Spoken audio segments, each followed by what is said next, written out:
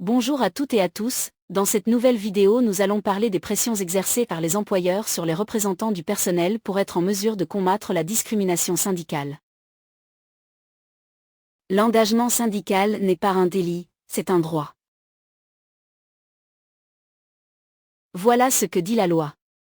Selon l'article L 1132-1 du Code du travail, l'activité ou à l'appartenance syndicale ne peut être discriminée. D'après l'article L 2141-1 du Code du travail, la liberté syndicale des représentants du personnel est protégée.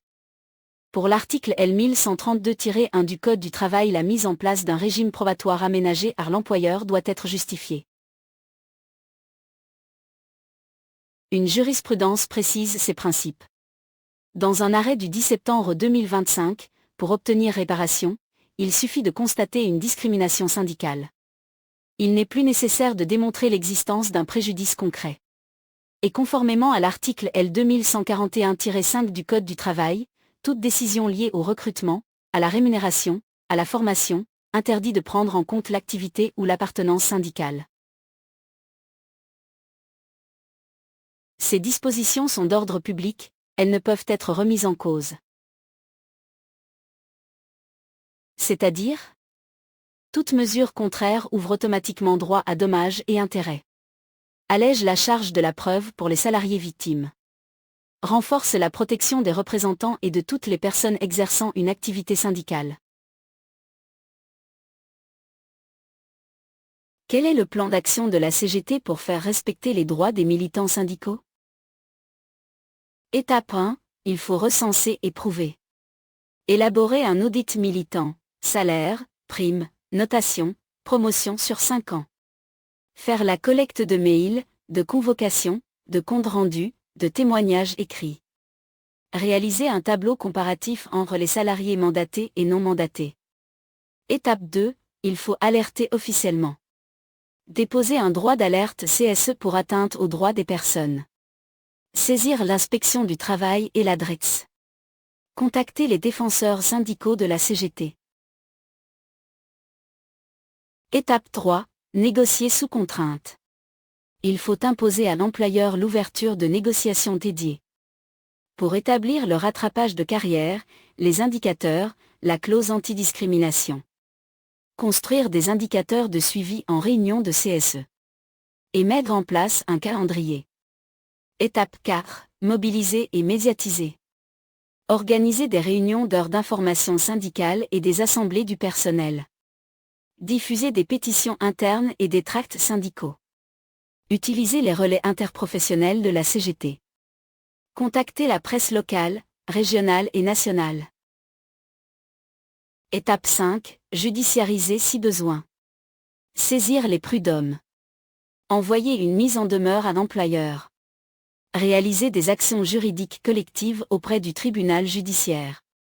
Voici la boîte à outils de la CGT pour combattre les discriminations syndicales. Il y a la checklist, preuve. Il comprend le bulletin de paie, les avenants au contrat de travail, les fiches d'objectifs et d'évaluation, les notes internes, les convocations, les tableaux RH, les témoignages écrits, les captures d'écran, le dossier médical, les SMS et mails, les certificats médicaux, et tout ce qui semble utile. Il existe certains indicateurs à exiger. La répartition des notations par service et par mandat. Le taux de promotion et d'accès aux formations. Les temps d'accès à l'échelon supérieur. Les écarts salariaux moyens, médians. Pour terminer, voici différents outils juridiques. L'article L 2312-59 du Code du travail, qui définit le droit d'alerte du CSE. L'article L 1132-1 et L 2141-1 du Code du travail, qui permettent de mettre en demeure à l'employeur. Et l'accord d'entreprise dans lequel peut être insérée une clause antidiscrimination. Pour conclure, voici les revendications portées par la CGT pour combattre les discriminations syndicales. Neutraliser les mesures discriminatoires. Les sanctions, les primes, l'évolution professionnelle. Des garanties de carrière et de salaire. Les promotions, les mobilités, les notations.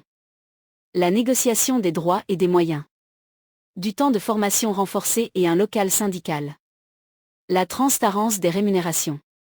Négocier un accord de méthode. Qui comprend des indicateurs et un contrôle par les élus. Garantir la liberté d'expression des militants syndicaux. Sans censure. La liberté syndicale ne se négocie pas, elle se défend. Car il n'y a pas de conquête sociale sans liberté syndicale.